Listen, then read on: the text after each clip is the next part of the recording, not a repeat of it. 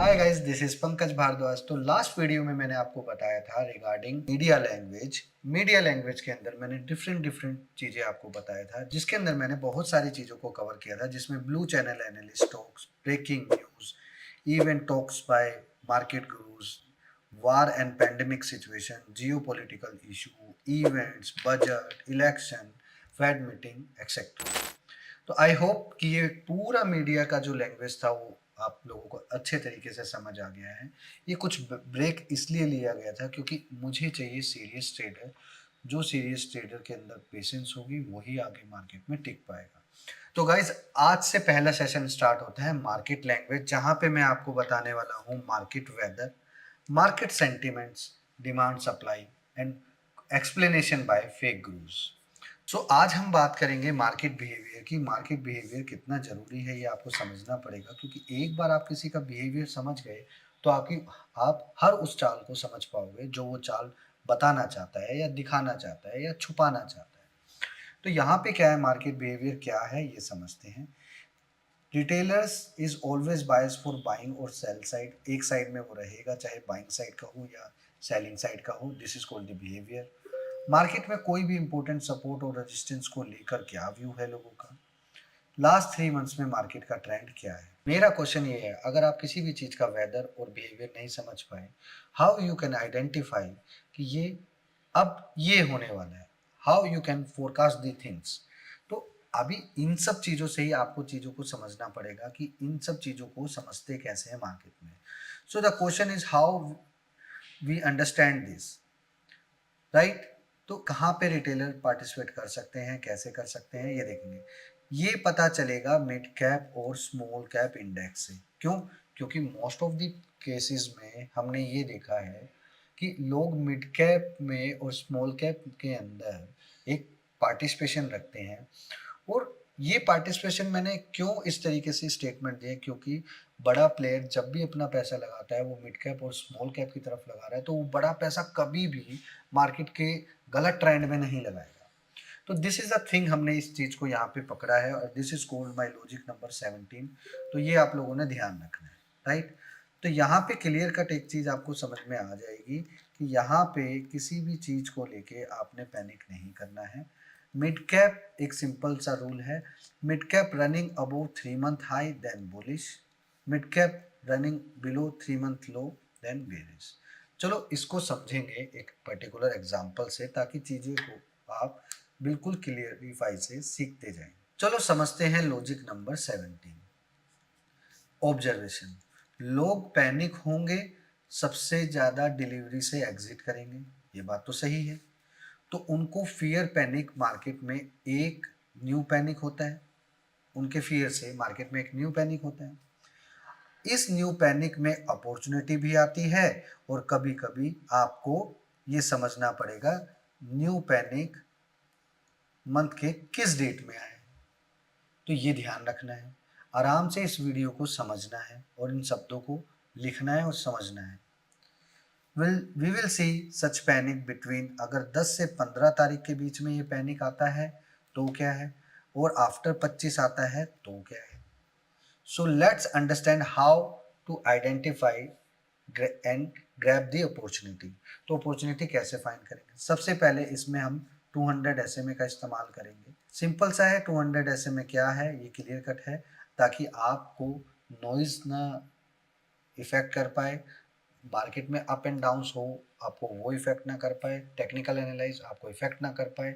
तो इस तरीके से आपको ये चीज़ों को समझना है। सो यहाँ पे क्या है, identify the opportunity, then when market price fall panic और tumble from the tops and comes to the 200 SMA, यानी मार्केट टॉप पर एकदम मार्केट गिरता है टम्बल और 200 SMA के पास आ जाता है, राइट। तो व्हेन मार्केट ब्रेक्स 200 SMA, जब वो 200 SMA ब्रेक करेगा, अभी सब कुछ एग्जांपल के थ्रू समझाऊंगा, पहले ये समझ लेते हैं। Then again showed U turn, यानी मार्केट में अगर 200 SMA तोड़ दिया और वापस से U turn, but fail in 1 week, अगर वो फेल हो जाए 1 वीक के अंदर, तो इसका मतलब अनदर चांस पैनिक फॉल की। पहले ये चीज, ये स्टेटमेंट समझ लो, ठीक है। Fall from and panic fall for another 1-2 month, यानी ये जो पैनिक फॉल होगा ये 1 से 2 महीने ऐसे ही पैनिक फॉल चलता रहेगा। तो हमें वेट करना है 20 दिन। मूल मंत्र यही है, ये 20 दिन आपने ध्यान रखना है। Then only look for the opportunity from the buying side, right. Now wait for the price should be far from 10 to 15% from 200 SMA। अब मैंने क्या बोला आपको, पहले प्राइस टॉप से टंबल होगा, 200 के पास आएगा। अगर तो वो फेल करेगा, अगर ये रैली कंटिन्यू है, ये रैली अगर सच्ची है, तो वो 1 वीक के अंदर फेल हो जाएगा और वापस से एक नई रैली देगा। अब अपॉर्चुनिटी बाइंग की तब ढूंढनी है जब ये प्राइस 10 से 15% 200 SMA से दूर हो जाए।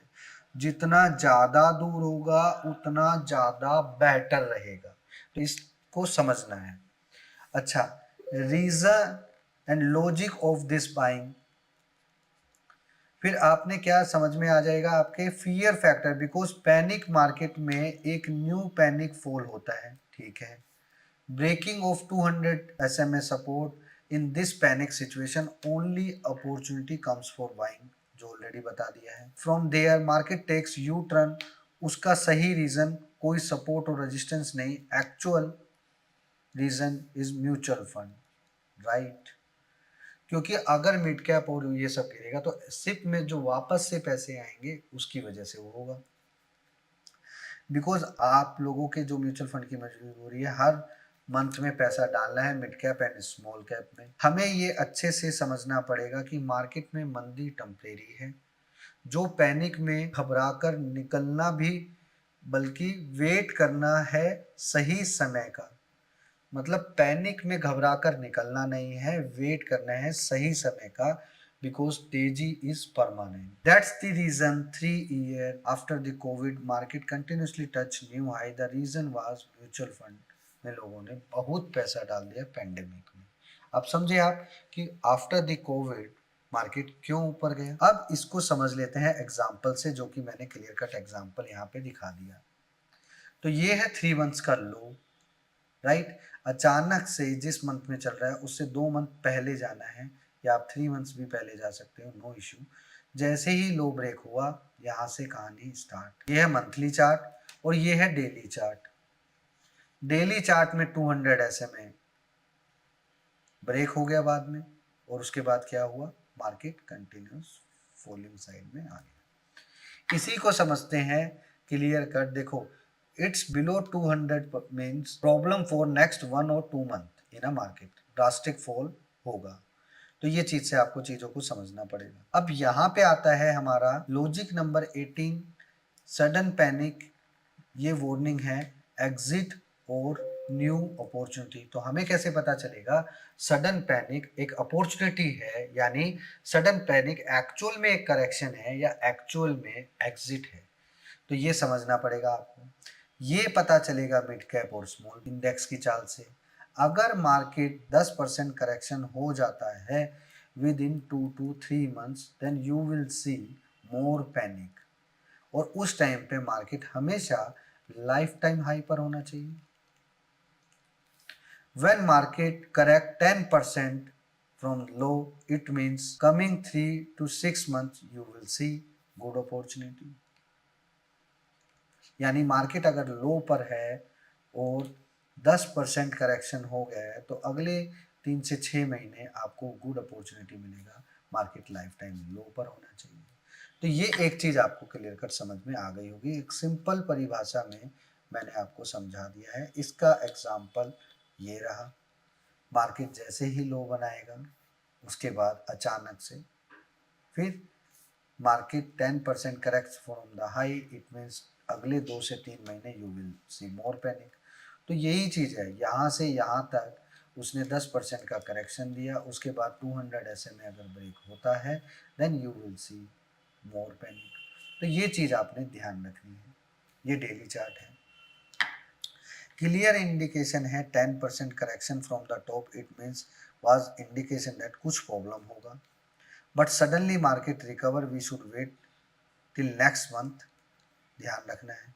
You turn from the mutual fund side, ऐसे टाइम में हमें नेक्स्ट मंथ हमेशा वेट करना है। In next month low break then panic picture will be start. यानी अगले मंथ में अगर पिक्चर वाकई में ही खराब है तो वो लो तोड़ते तोड़ते बहुत नीचे चला जाएगा, right. This is called the system, जो आपको समझना चाहिए। और यही एक मार्केट का सही लैंग्वेज है जहां से आपको बहुत सारी चीजें समझने पड़ेंगी। इसके बाद हम आते हैं मार्केट सेंटिमेंट्स। अब मार्केट सेंटिमेंट्स को कैसे समझेंगे? Market sentiments